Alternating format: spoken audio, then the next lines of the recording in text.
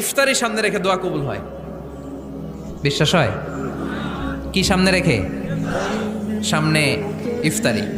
বসে থাকে আমরা তৃষ্ণায় সারাটা দিন, ছাতি ফেটে যায়।